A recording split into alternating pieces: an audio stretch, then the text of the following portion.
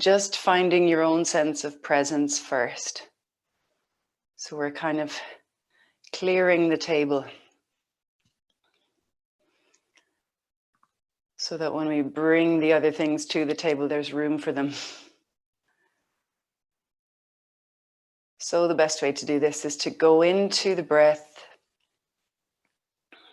just simplifying everything.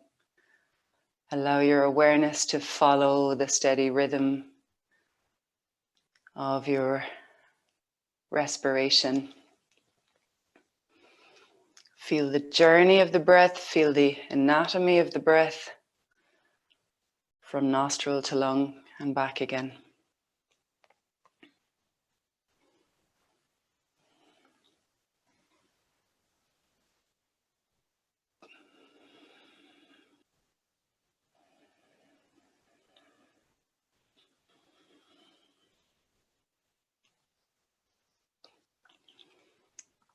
And so when we live our everyday lives, there is a tendency sometimes to overcomplicate things so that we can understand them.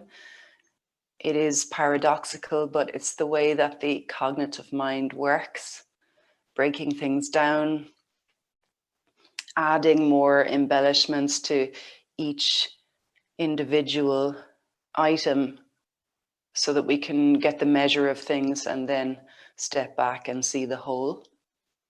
So it is a valid part of learning to compartmentalize like that and to describe things in different ways so we can finally see the picture. But the dark side of that is that it confuses us sometimes. We have too much information. We can be overwhelmed. And so we lose clarity. So the teachings of yoga, they always encourage us to come back to the breath. The gurus of old and the rishis from ancient times even spoke and wrote about the breath. This is this thing we all have in common, almost like a companion, a lifelong companion. So we come to the simplicity of the breath, we just follow it. We're not going to do any particular pranayama today. Just follow your own breath.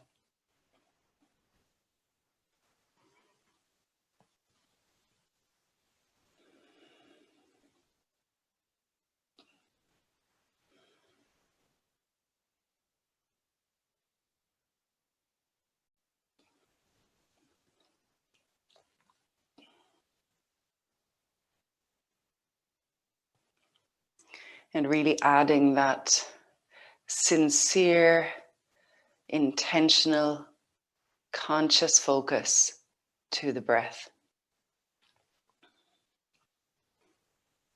And when we do this, we can really drop into how important it is.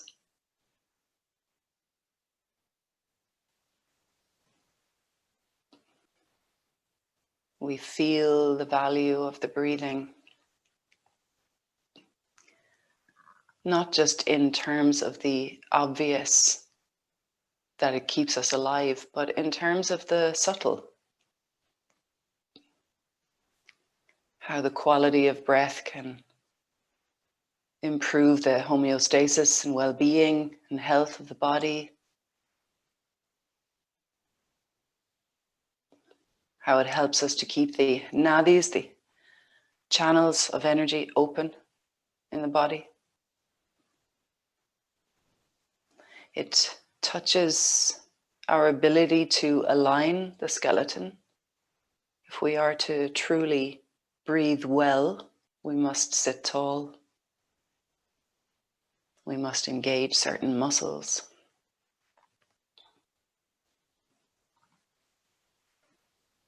And we must have, or at the very least, promote a certain state of mind to breathe well.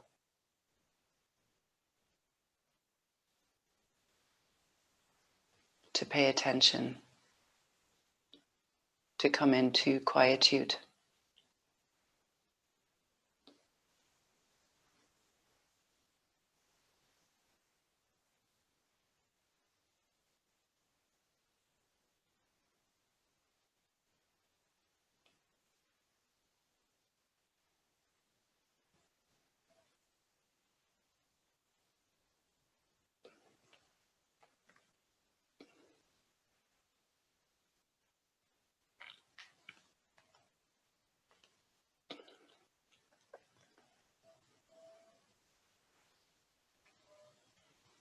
Just as I said quietude, an enthusiastic cow started singing outside.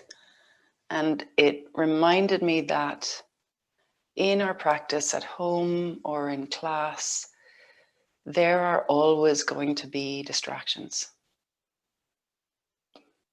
Our planet is alive.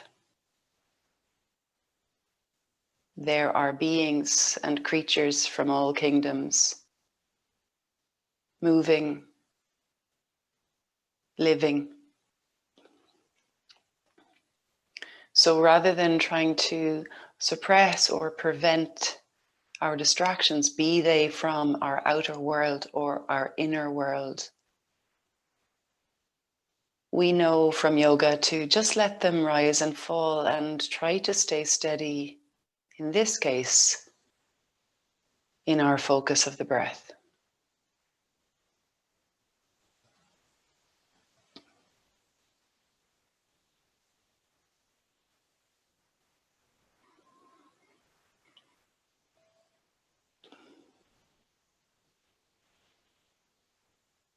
One of the gurus I once met said that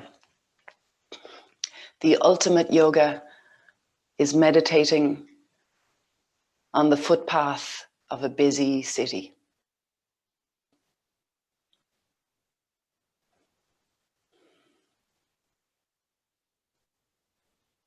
And finding our peace in times of chaos.